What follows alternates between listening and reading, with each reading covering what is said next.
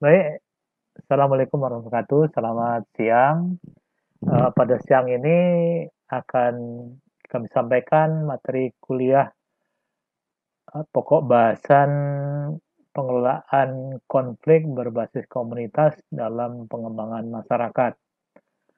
Eh, yang akan kami sampaikan sub pokok bahasan yang ketiga dan sub pokok bahasan yang keempat. Untuk sub pokok bahasan yang ketiga, yaitu proses manajemen konflik berbasis komunitas. Selanjutnya, sub pokok bahasan keempat adalah langkah-langkah mengelola konflik.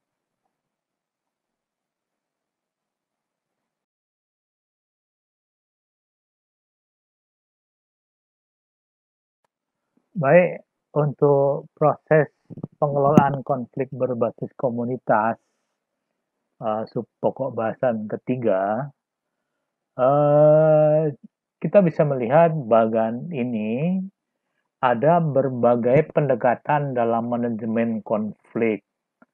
Pendekatan dimaksud adalah bagaimana mengelola konflik dengan cara-cara atau pendekatan ada 4. Yang pertama, eh, proses akomodasi.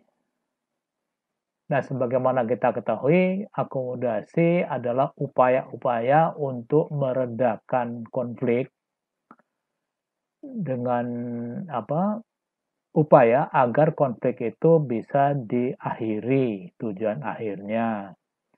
Nah, akomodasi ini tentunya uh, dilakukan uh, misalnya oleh agen pengembangan masyarakat untuk suatu konflik di komunitas desa.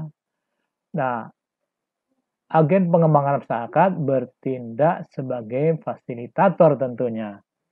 Memfasilitasi agar kedua belah pihak, misalnya masyarakat desa dengan pengurus desa di dalam suatu komunitas desa tertentu. Nah, akomodasi ini dilakukan tentu dengan pertimbangan-pertimbangan bahwa suasananya juga sudah bisa dilakukan proses akomodasi. Kemudian tentunya tidak hanya akomodasi yang bisa dilakukan. Yang lain berupa menciptakan suatu konsensus atau kesepakatan bersama antara dua pihak yang bersengketa untuk mengakhiri konflik. Kedua pihak yang berkonflik untuk mengakhiri konflik dengan kesepakatan-kesepakatan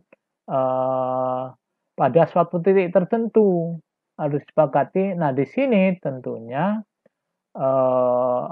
pihak-pihak yang berkonflik tentu menahan diri, semestinya demikian, sehingga tercipta ruang-ruang untuk mengakhiri konflik.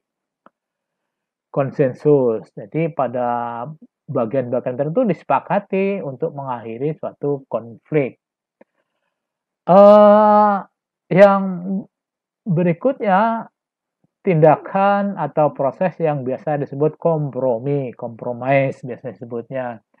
Nah, tindakan untuk mengakhiri konflik ini ditujukan kepada kedua belah pihak untuk melakukan kesepakatan pada titik tertentu di mana masing-masing pihak mengurangi tuntutannya. Artinya pada titik tertentu tidak memaksakan ego masing-masing. Dalam hal ini, tuntutan-tuntutan yang selama ini mengganjal untuk mengakhiri konflik mestinya sudah dikurangi. Sehingga kesepakatan-kesepakatan bisa terjadi pada titik tertentu dan tidak ada pihak yang dirugikan. 3 hal ini, akomodasi, konsensus, kompromi, ini bisa dilakukan manakala kedua belah pihak yang berkonflik itu mau dituntun untuk melakukan pengakhiran suatu konflik dengan jalan yang smooth, artinya tidak melakukan tindakan kekerasan. Bagian yang lain, apabila tiga hal ini sulit dilakukan, maka harus dilakukan atau sebaiknya dilakukan dua hal. Bagi agen pengembangan masyarakat, ketika eskalasi konflik di dalam suatu komunitas yang akan diberdayakan atau dilakukan pengembangan masyarakat, apabila eskalasinya tidak begitu besar dan masih memungkinkan agen pengembangan masyarakat membantu menyelesaikan konflik, maka tindakan yang dia lakukan adalah mencoba tindakan memaksakan konflik kalau eskalasinya tidak terlalu besar. Artinya masih memungkinkan dengan tekanan-tekanan tertentu kedua belah pihak bisa mengakhiri konflik. Nah, di sini kalau tindakan memaksakan ini artinya kedua belah pihak yang berkonflik harus tunduk pada keputusan yang dilakukan oleh penengahnya. Artinya yang memediasi itu harus menjadi panutan untuk menyetujui bagi kedua belah pihak akan keputusan dari penengahnya atau mediatornya. Nah, hal yang lain yang bagi agen pengembangan masyarakat harus diperhatikan, ketika suatu konflik di suatu komunitas yang akan diberdayakan cukup sulit karena eskalasinya besar, agar agen pengembangan masyarakat tidak terjerumus pada sisi terlibat dalam konflik. Sehingga upaya yang harus dilakukan menghindar. Artinya tidak menghindar 100%, tapi bisa menghubungkan dengan pihak-pihak yang lebih mempunyai kapasitas untuk menghentikan konflik. Dalam hal ini, makna menghindar tidak harus lari dari konflik itu bagi agen pengembang masyarakat. Artinya tetap mempunyai kontribusi untuk mengakhiri suatu konflik dalam suatu komunitas.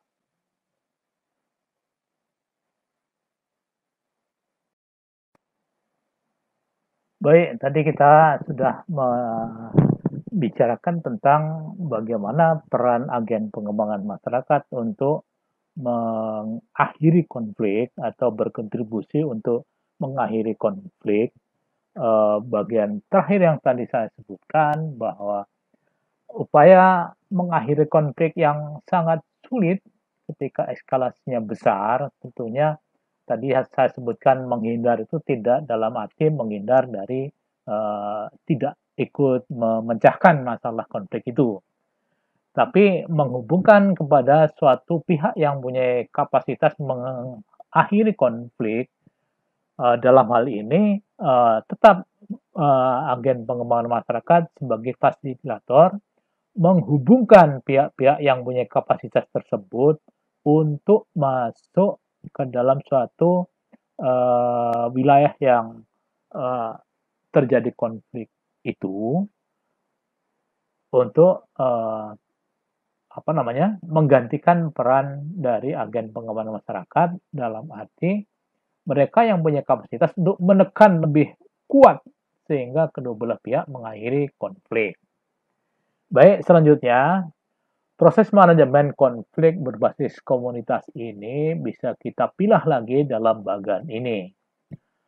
Coba kita perhatikan bahwa konflik yang berbasis komunitas, konflik yang ada di komunitas yang kita akan selesaikan atau agen pengembangan masyarakat akan selesaikan dengan suatu pengelolaan konflik bisa dilihat dari langkah-langkah sebagai berikut. uh, agen pengembangan masyarakat bisa melihat peran-peran aparatur pemerintahan atau yang mempunyai kebijakan di dalam kaitan dengan daerah konflik itu atau wilayah konflik itu, dan juga ada peran lain, stakeholder yang lain, bisa dari apa namanya, pihak-pihak partisipatoris, bisa swasta atau lembaga tertentu yang berperan untuk mengatasi konflik. Nah, tentunya kedua belah pihak, baik aparatur pemerintahan maupun lembaga-lembaga atau personal partisipatoris, itu bisa dihubungkan oleh agen pengembangan masyarakat yang mungkin di dalam hal ini agen pengembangan masyarakat bisa memberikan informasi-informasi yang cukup sehingga proses mengatasi pengakhiran suatu konflik bisa dianalisis lebih dahulu. Potensi skalanya, faktor-faktor yang menyebabkan, yang bisa diidentifikasi oleh agen pengembangan masyarakat untuk diinformasikan kepada pihak-pihak ini. Sehingga pihak aparatur maupun pihak partisipan, perorangan maupun kelompok atau lembaga, bisa melakukan proses analisis data, informasi, dan juga bisa merumuskan suatu upaya-upaya membangun kapasitas masing-masing dan merumuskan untuk bagaimana menyelesaikan konflik. Nah, tentunya rumusan-rumusan ini menjadi suatu bahan untuk mendesain bagaimana menengahi atau mengakhiri konflik. Nah, itu tentu suatu proses yang memakan waktu dan energi, tetapi di sini peran agen pengembangan masyarakat bisa memfasilitasi berupa pemberian informasi dan data tentang indikasi, faktor-faktor, informasi yang lain terkait dengan konflik yang terjadi, sehingga bisa membantu aparatur dan pihak-pihak partisipan, baik kelompok maupun perorangan, bisa merumuskan langkah-langkah untuk mengakhiri konflik. Nah, pada umumnya langkah-langkah ini prosesnya agak panjang, tapi memberi keberhasilan yang lebih tinggi. Ada sisi yang lain mengatasi konflik ini, mengelola konflik menjadi suatu yang potensi positif, bisa dilakukan juga dengan negosiasi. Artinya kalau negosiasi, pihak agen pengembangan masyarakat harus mempunyai energi untuk melakukan lobby-lobby kepada pihak yang berkonflik, juga kepada pihak-pihak yang akan menangani konflik atau memecahkan konflik, mengakhiri konflik. Nah, ini tentu energinya lebih besar karena negosiasi suatu proses yang cukup panjang, menyangkut bagaimana tindakan-tindakan tadi, misalnya bagaimana kompromi dilakukan, bagaimana akomodasi dilakukan, atau bagaimana suatu tindakan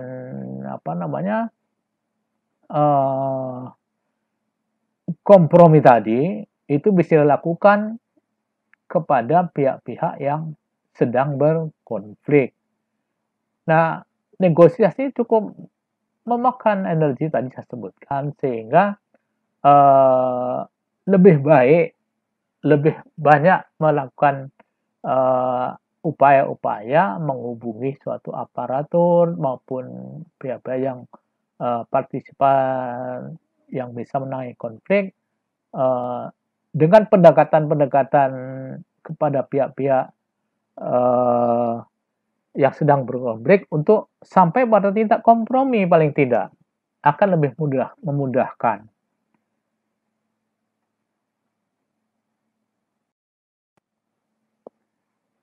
Nah, setelah tadi saya sebutkan bagaimana langkah-langkah untuk menyelesaikan konflik dengan melibatkan aparatur dan partisipan baik kelompok maupun individu dalam penyelesaian konflik di suatu komunitas, ada strategi manajemen konflik yang bisa diterapkan, tetapi tentunya harus memperhatikan uh, pendekatan kelembagaan sebagai koridor pembuka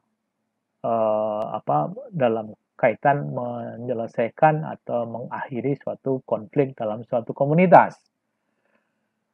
Bisa kita lihat bagaimana proses-proses kelembagaan yang dari sisi pendekatan top down yang selama ini mungkin tidak pas diterima pada komunitas yang sedang berkonflik atau pihak-pihak yang berkonflik. Semestinya kalau itu dianggap tidak bisa diterima, tolong dirubah menjadi pendekatan dari bawah. Artinya mendengarkan aspirasi-aspirasi yang berkonflik sehingga memudahkan untuk menangkap esensi kenapa timbul konflik.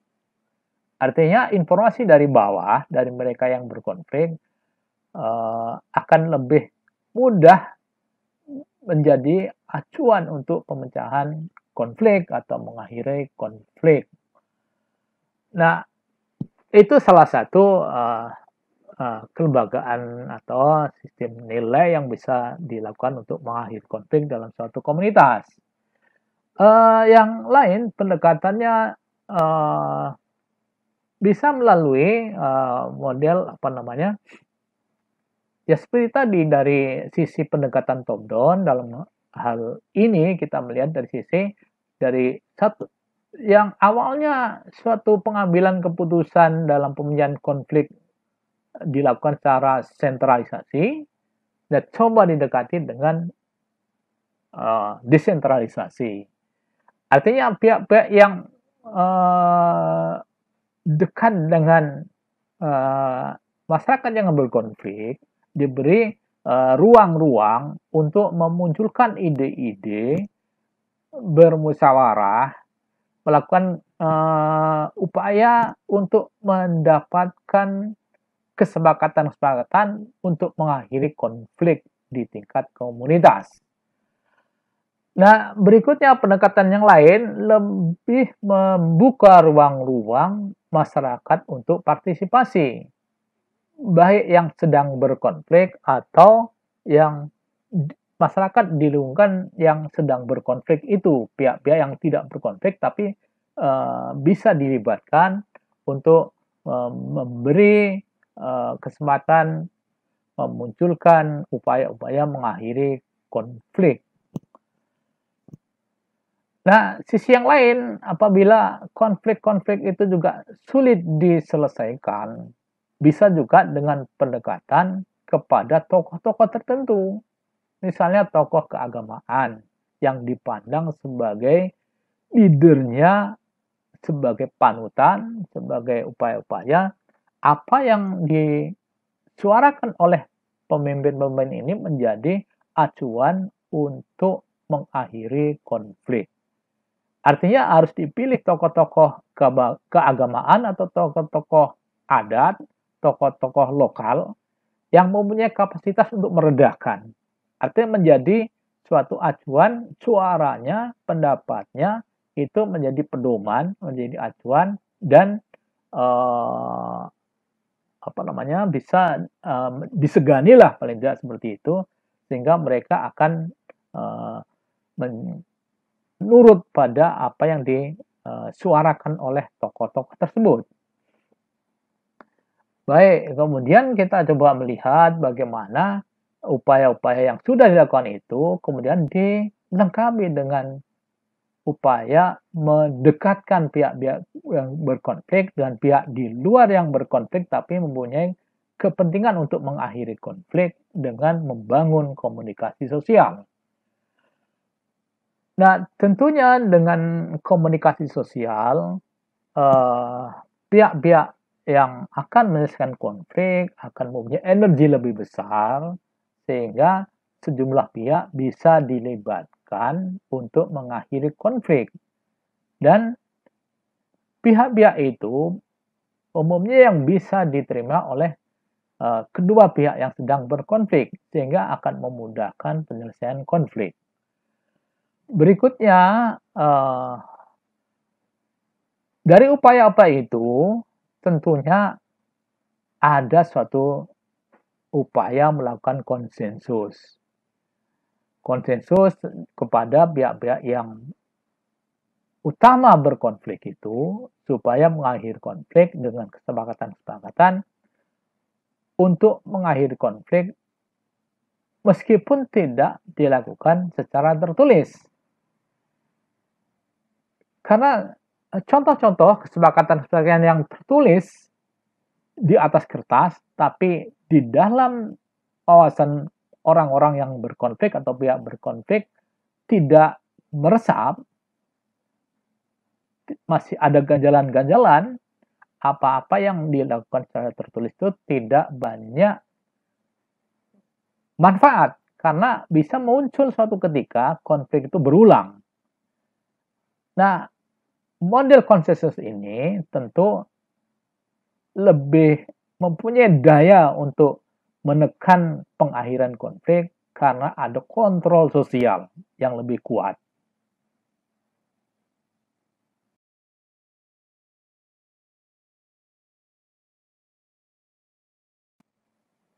Baik, berikutnya subpokok bahasan yang keempat adalah langkah-langkah pengelolaan konflik.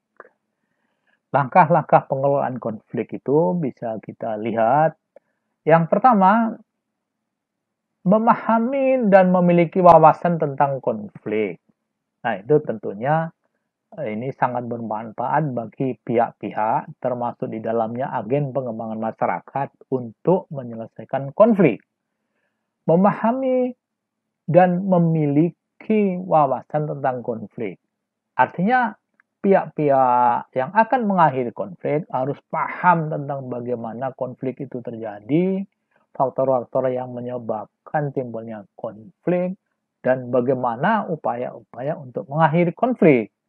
Tentu perlu pengalaman dan perlu mencari informasi-informasi bagaimana pihak-pihak tertentu yang sudah sukses menangani konflik di suatu lokasi tertentu sebagai acuan yang bisa diterapkan pada komunitas yang dihadapi ketika ada suatu konflik dalam suatu komunitas.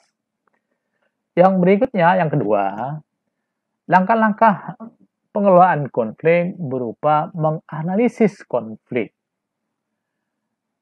Arti kata menganalisis tentunya pihak-pihak yang akan menyelesaikan konflik atau mengakhiri konflik harus mempunyai sumber informasi, data yang cukup untuk menetapkan strategi, langkah-langkah, metode apa yang dilakukan bisa menyelesaikan konflik. Nah, paling tidak untuk menganalisis bisa memaparkan wajah konflik itu seperti apa, spektrum konflik itu seperti apa, eskalasinya seperti apa. Kemudian selain itu juga harus bisa menganalisis akar-akar konflik. Nah, itu bisa dilakukan misalnya dengan pendekatan akar masalah. Kan sebelumnya dalam mata kuliah ini ada upaya-upaya untuk mengatasi konflik dengan melihat apa sih yang menjadi akar masalah konflik itu terjadi. Berikutnya yang ketiga, proses menangani konflik itu sendiri dengan menangani konflik. Artinya pihak-pihak yang akan menyelesaikan konflik melakukan langkah-langkah, misalnya melakukan analisis siapa lawan, siapa kawan di dalam suatu komunitas yang sedang berkonflik. Artinya memilah-milah, mengelompokkan. Kemudian setelah itu uh, ada upaya-upaya pendekatan sehingga terjadi penyeimbangan kekuatan di antara dua belah pihak. Nah, ini yang menjadi perlu karena kalau salah satu pihak lebih dominan terhadap pihak lain, tentunya konflik itu akan sulit diatasi.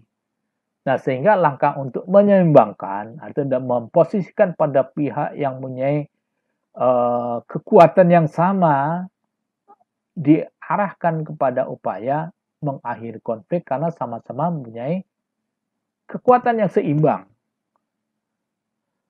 Selanjutnya, ini mungkin langkah-langkah yang sebaiknya dikurangi atau menjadi pilihan-pilihan yang terakhir, yaitu melakukan konfrontasi. Nah, ini sebenarnya tidak terlalu bijak menetapkan kebijakan ini untuk menangani konflik. Karena tentu saja ini ada pihak-pihak yang berkonflik itu paling tidak salah satunya untuk menjadi pihak yang sangat dirugikan. Dan ini akan memendam konflik yang akan muncul sewaktu-waktu dan eskalasinya menjadi lebih besar. Dan itu tentu patut dihindari. Yang berikutnya, yang mungkin yang paling bagus atau yang tepat itu dilakukan dengan cara berunding. Nah, sebelumnya sudah saya sampaikan ada upaya-upaya akomodasi, upaya konsensus, itu menjadi suatu langkah yang baik untuk langkah-langkah mengakhiri konflik. Baik, dari 3 langkah tadi, coba kita pilah-pilah. Yang pertama, menganalisis siapa kawan dan siapa lawan. Nah, tentunya ini menjadi penting mengelompokkan ini agar bisa diseleksi untuk langkah-langkah mengakhiri konflik menjadi lebih terurai. Yang pertama tentang kawan. Siapa sih kawan dalam suatu komunitas yang berkonflik? Nah, bisa Anda sebutkan jika Anda adalah kawan saya misalnya, apa yang telah Anda lakukan selama ini? Jadi, menggali informasi sebenarnya. Sehingga bisa memetakan, oh ini pihak yang menjadi kawan. Nah, bisa dilihat misalnya kalau seseorang itu atau satu pihak bisa dikelompokkan menjadi kawan, bisa dilihat misalnya kawan orang tersebut atau pihak tersebut mengontak Anda. Artinya ada relation di antara Anda dengan yang berkonflik itu. Lazimnya yang menghubungi Anda itu meminta nasihat, meminta saran, meminta dukungan untuk suatu penyelesaian konflik. Nah, artinya itu sudah jelas merupakan indikasi yang menghubungi Anda itu sebagai kawan. Yang berikutnya, pihak kawan itu lazimnya membantu. Artinya memberikan kontribusi, baik pemikiran atau hal yang lain, informasi atau sumber dana untuk terkait dengan penyelesaian konflik. Artinya ada suatu kemauan untuk mengakhiri konflik dengan memberikan dukungan pengakhiran konflik. Kemudian siapa kawan, siapa lawan? Kalau kawan itu bisa dilihat dari pihak tersebut atau orang tersebut mau bekerja sama atau menjadi kelompok yang ingin menyelesaikan konflik yang seirama. Artinya sepakat dengan kelompok yang berupaya untuk mengakhiri konflik sebagai kawan. Kemudian pihak tertentu juga bisa dilihat dari upaya mau bekerja sama sebagai salah satu pihak untuk bekerja sama mengakhiri konflik, mau menjadi suatu tim penyelesaian konflik. Nah, hal-hal itulah yang bisa dibaca sebagai pihak kawan. Baik, kalau tadi kita sudah sampaikan siapa sih kawan itu, kita coba lihat sekarang itu siapa yang bisa kita katakan sebagai lawan dalam suatu kejadian konflik tentunya. Pihak yang bisa disebut lawan, lazimnya kita bisa lihat dari indikasinya atau ciri-cirinya. Lawan itu bisa menunjukkan dua wajah. Artinya wajah yang baik dan wajah yang buruk atau yang jahat.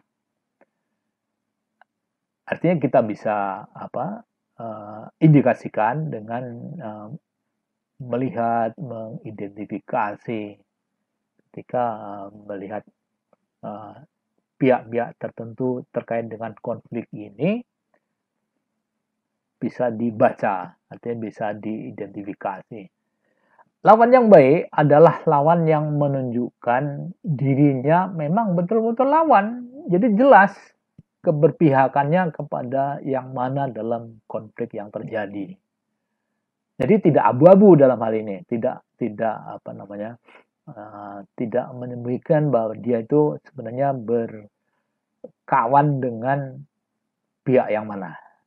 Artinya sulit dilakukan kalau pihak abu-abu ini, kelompok abu-abu ini. Nah, kemudian yang kedua, lawan yang jahat. Lawan yang jahat itu berbeda karakternya dengan lawan yang tadi yang baik, artinya yang jelas-jelas menyatakan diri sebagai kelompok tertentu. Lawan yang jahat ini lawan yang tidak menunjukkan dirinya adalah lawan. Nah, inilah ada yang disembunyikan. Jadi berwajah ganda ini. Bahkan seringkali pihak ini lebih dekat dengan kita, dengan yang akan menyelesaikan konflik. Jadi sebenarnya seperti memakai dua baju. Ketika bertemu kita dengan yang akan menyelesaikan konflik misalnya, itu tampaknya dekat. Tapi di dalam hatinya, dalam pemikirannya, dalam wawasannya, dalam ideologinya sebenarnya bertentangan.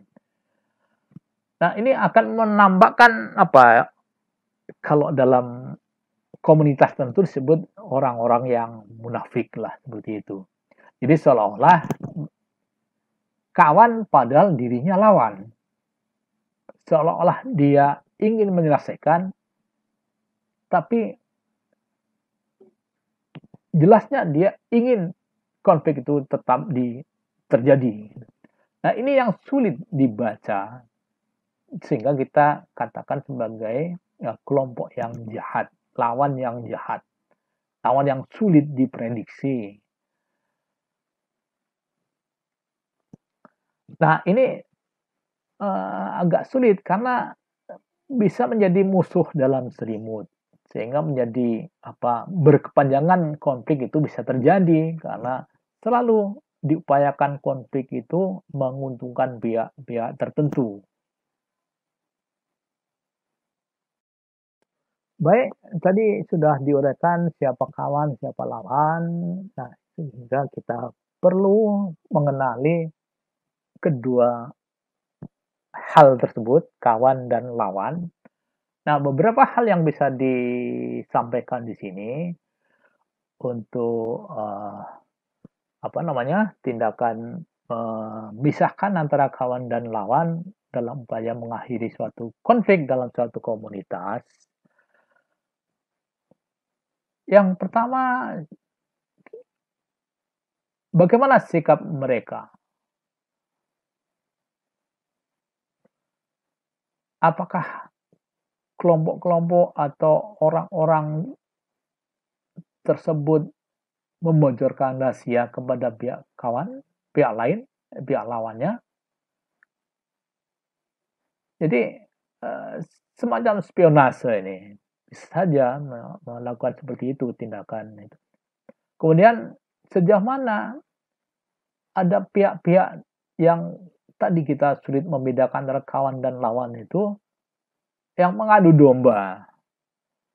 Nah ini kelompok-kelompok ini tentunya bermain di antara pihak-pihak yang berkonflik mencari keuntungan di situ. Artinya pihak ini memanfaatkan suatu hal yang bisa memberi keuntungan pada kelompoknya atau pribadinya ketika terjadi suatu konflik. Yang lain tidak akan menolak upaya yang Anda lakukan. Nah, kalau jelas ada pihak tertentu atau kelompok tertentu menolak suatu upaya-upaya pengakhiran suatu konflik, itu bisa kita baca sebagai pihak yang tadi bisa yang mengadu domba kah, atau yang pihak spionase. Yang jelas ini pihak-pihak ini mencari kemanfaatan bagi dirinya atau kelompoknya dan tidak senang konflik itu diakhiri. Nah, itu sudah bisa membaca sejauh mana itu kawan atau lawan. Kemudian berikutnya ada pihak-pihak yang mengancam atau memusuhi Anda atau pihak yang ingin menyelesaikan konflik. Nah, ini senada dengan yang pihak-pihak yang saya sebutkan sebelumnya. Apakah membocorkan rahasia atau mengadu domba atau menolak upaya mengakhiri konflik. Nah, ini jelas kalau yang memusuhi Anda artinya tidak senang ada upaya-upaya yang dilakukan oleh Anda sebagai agen pengembangan masyarakat yang akan menyelesaikan konflik. Nah, itu sudah dibaca bahwa inilah pihak-pihak yang harus didekati untuk disadarkan bahwa konflik kalau berkelanjutan tidak banyak sisi positifnya. Nah, yang lain, indikasi yang lain kalau konfliknya terbuka, itu akan lebih mudah melihat kawan maupun lawan. Yang sudah jelas itu konflik itu terjadi, pihak-pihak mana menjadi kelompok mana, dan pihak yang lain menjadi kelompok yang mana lagi, seperti itu. Baik, selanjutnya tadi sudah saya sebut sebagian bahwa ada kelompok abu-abu. Baik, kita jelaskan tentang kelompok abu-abu. Bagaimana kita mengenali kawan dan lawan tadi, kemudian muncul kelompok abu-abu. Jadi bagaimana mengenai kelompok yang tampaknya berdiam diri, tidak jelas, dan seolah-olah netral, tidak punya kepentingan terhadap suatu konflik atau peristiwa konflik. Nah, kelompok-kelompok ini sebenarnya menyulitkan kita sebagai agen pengembang masyarakat yang ingin mengakhiri atau membantu mengakhiri konflik yang terjadi dalam suatu komunitas. Kelompok ini biasanya sulit kita baca karena ikut sana sini, kemudian tidak jelas pendiriannya, tidak jelas pendapatnya, bicara kiri kanan, tidak tegas dia bersedia atau tidak bersedia ikut serta dalam upaya mengakhiri konflik. Nah, orang-orang ini yang harus diperhatikan benar. Biasanya pihak kelompok abu-abu ini ketika kasus berlangsung menunjukkan sikap-sikap yang pertama diam, tetapi selalu ikut mendengarkan. Jadi seperti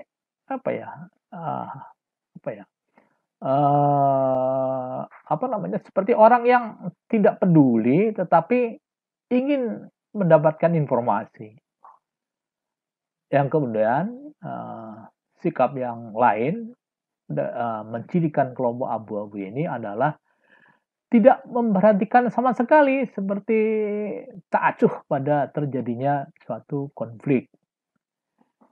Sepertinya, jadi kita baca dari luar, sepertinya acuh, padahal kemungkinan dirinya atau kelompok ini, kelompok abu-abu ini, membaca situasi.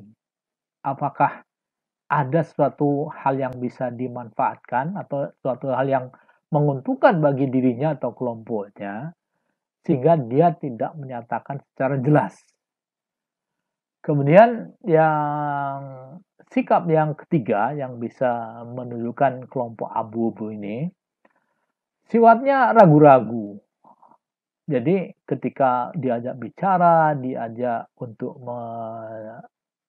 mengikuti tim penyelesaian konflik misalnya, ini menunjukkan sikap yang tidak tegas.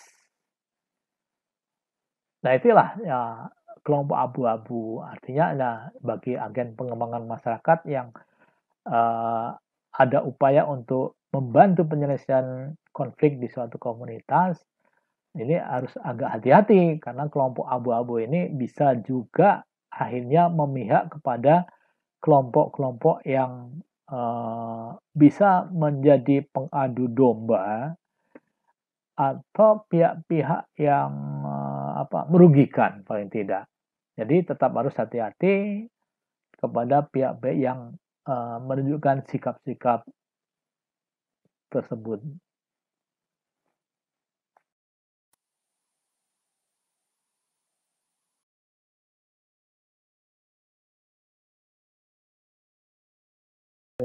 Bagian ini adalah upaya untuk menangani konflik berupa strategi dan taktik menyeimbangkan kekuatan.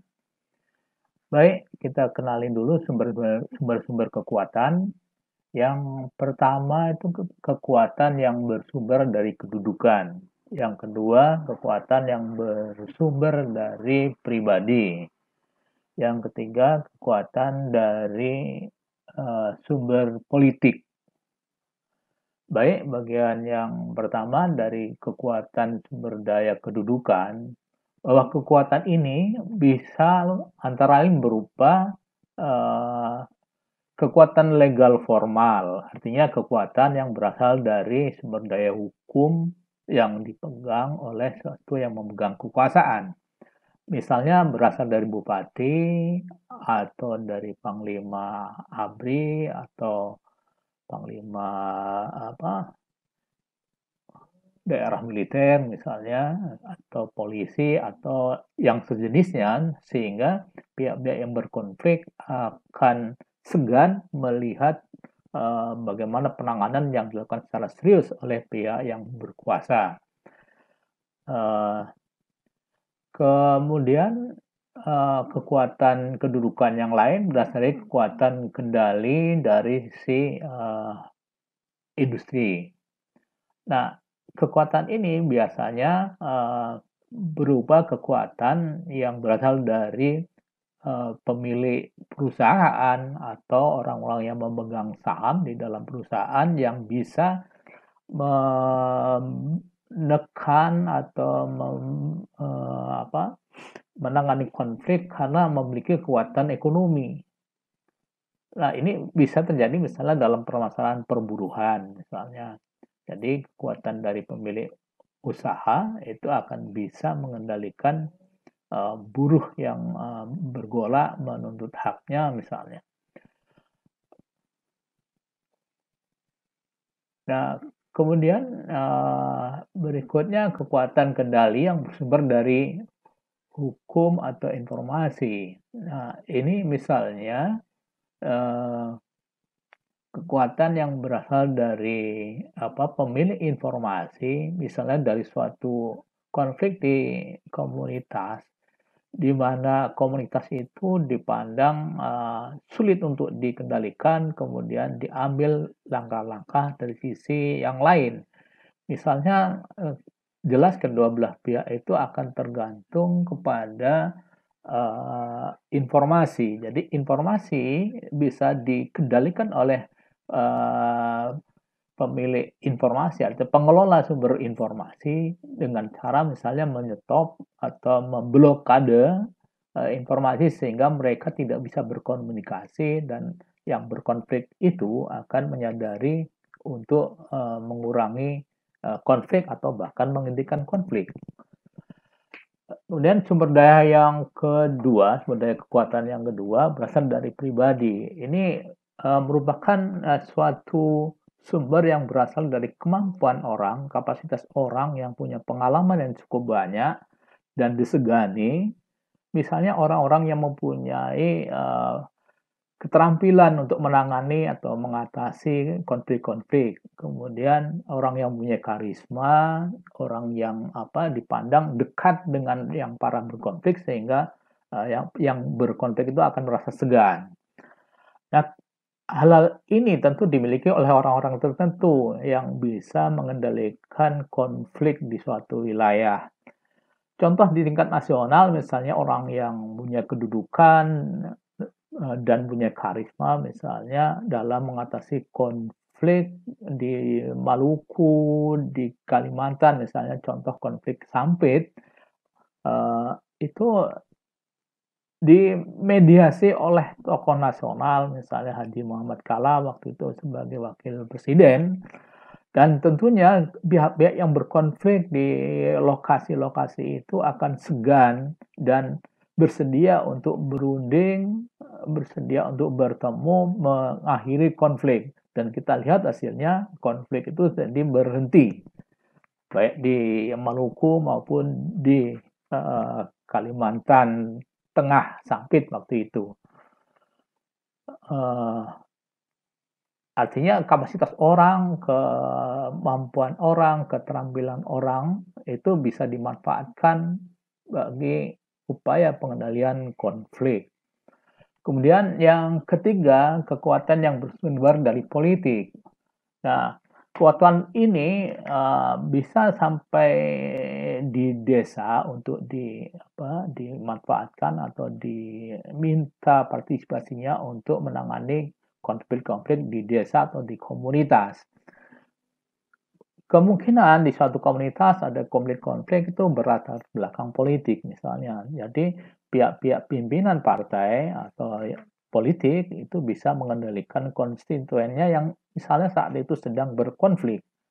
Sehingga kekuatan-kekuatan pimpinan dari partai, dari ideologi partai tertentu misalnya bisa mengendalikan konstituen yang sedang berkonflik. Nah, yang lain dari sisi konflik ini, dari sisi penanganan konflik dari kekuatan politik. Nah, kekuatan politik lazimnya kan punya koalisi partai misalnya untuk pemenangan pemilu. Dalam hal ini tentu kalau sejumlah konstituen partai politik berkonflik di tingkat bawah misalnya di komunitas, nah itu bisa dilingkan dengan kekuatan-kekuatan koalisi di DPR misalnya sehingga koalisi di DPR bisa berupaya mengendalikan konflik di tingkat komunitas. Nah, ini yang dari sisi kekuatan partai politik.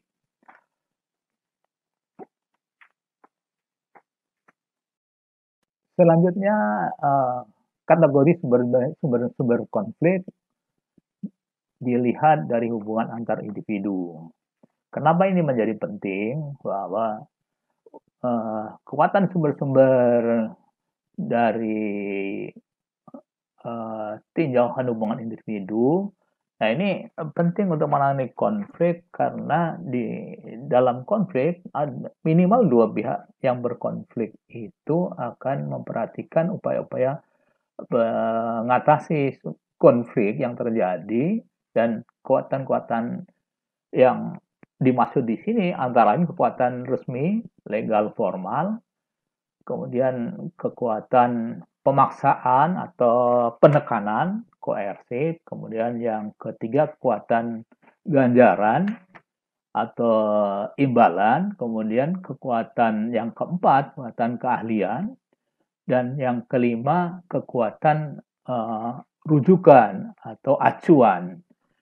Baik kekuatan resmi itu dari legal formal, misalnya dari pemimpin-pemimpin formal seperti yang disebutkan tadi bahwa bupati, panglima militer itu misalnya bisa berkontribusi untuk menengahi dan menyelesaikan konflik di tingkat komunitas. Nah, yang berikutnya kekuatan pemaksaan itu juga bisa dilihat dari orang-orang yang berkuasa di wilayah konflik itu. Bisa juga seperti contoh sebelumnya itu kekuatan militer dari pimpinan-pimpinan militer atau polisi misalnya itu bisa dihimbau atau diikutsertakan untuk mengatasi konflik apabila skala konflik sudah demikian sulit dikendalikan dengan upaya-upaya yang ke arah yang lebih persuasif. Kemudian yang ketiga, kekuatan ganjaran. Nah, ini lazimnya dikaitkan dengan imbalan-imbalan ekonomi. Jadi, tadi sudah disebutkan ada upaya-upaya pengendalian dari sisi ekonomi, misalnya melakukan embargo, misalnya tadi. Sehingga kalau dua pihak yang bersengketa bisa dilihat dari sumber daya ekonomi bisa dikendalikan lewat ini. Jadi misalnya upaya-upaya menangani dengan tawaran jika mereka sudah berakhir konfliknya, ada upaya-upaya untuk membantu mengatasi dampak dari konflik yang terjadi. Jadi ada semacam bantuan yang diberikan pada saat konflik itu sudah berakhir. Artinya sisi ekonomi itu bisa membujuk mereka atau melemahkan mereka atau mengontrol mereka untuk mengakhiri konflik. Kemudian yang keempat, kekuatan keahlian. Nah, ini seperti contoh tadi orang-orang yang mediator yang mempunyai pengalaman banyak yang saya contohkan tadi misalnya wakil presiden waktu itu Pak Haji Muhammad Kalla misalnya itu karena punya strategi trik-trik yang dengan pengalaman yang cukup sehingga dipandang sebagai suatu mediator yang ulung di dalam mengatasi masalah terutama konflik. Kemudian kekuatan rujukan. Nah, ini lazimnya dikaitkan dengan tokoh-tokoh yang menjadi panutan bagi komunitas-komunitas. Nah, di dalam komunitas yang sedang berkonflik pun pasti bisa dicari tokoh-tokoh yang menjadi acuannya atau yang mereka idolakan sehingga apa yang disuarakan oleh tokoh-tokoh ini untuk membujuk mereka akan segera diikuti karena akan segan melihat pimpinannya sudah meminta mereka untuk mengakhiri suatu konflik. Untuk bagian terakhir dari kuliah bagian kedua ini, saya akan mengutarakan bagaimana menangani konflik dari strategi dan taktik mengelola konflik. Ada 3 hal yang bisa kita bicarakan di sini. Yang pertama, bagaimana strategi dan taktik pengelolaan konflik melalui peradilan. Yang kedua, di luar peradilan. Yang ketiga, strategi dan taktik pengelolaan konflik dengan mekanisme lokal atau mekanisme komunitas adat misalnya. Baik, yang pertama, bagaimana strategi dan taktik pengelolaan konflik melalui peradilan. Nah, ini upaya-upaya yang dilakukan oleh pihak tertentu untuk mengatasi konflik dengan upaya membawa pihak-pihak yang berkonflik untuk hadir atau bersedia berunding di suatu momen untuk penyelesaian konflik. Nah, upaya-upaya yang bisa disebutkan di sini, upaya pidana, upaya perdata, class action, legal standing dari NGO misalnya, dan sahabat peradilan. Upaya pidana misalnya yang bisa dari pihak-pihak yang berkonflik itu ditarik dari sisi masalah pidana, bisa di peradilan artinya di sini. Nah, artinya mereka digiring ke pengadilan untuk mereka tunduk akan pelanggaran-pelanggaran yang mereka lakukan sehingga mereka akan sadar dan akan mengakhiri konflik di komunitas. Kemudian hal yang lain dengan gugatan perdata. Jadi bisa saja konflik-konflik itu bisa ditarik ke meja pengadilan dan dilihat dari sisi kerugian-kerugian yang dialami oleh kedua belah pihak sehingga mereka akan ditetapkan untuk memberikan ganti rugi. Nah, upaya-upaya ini tentunya akan menyadarkan mereka yang berkonflik sehingga sadar tidak akan melanjutkan konflik atau membuat konflik itu berkepanjangan. Kemudian yang lain legal action. Nah, legal action untuk mengatasi konflik di dalam komunitas bisa saja dilaksanakan oleh pihak lain. Bisa juga di sini misalnya digalang oleh agen pengamat masyarakat bersama pimpinan-pimpinan komunitas untuk menyuarakan lebih umum, lebih jelas upaya-upaya mengatasi konflik disuarakan di tempat yang umum. Sehingga pihak-pihak yang berkonflik akan merasa mereka harus segera mengakhiri konflik.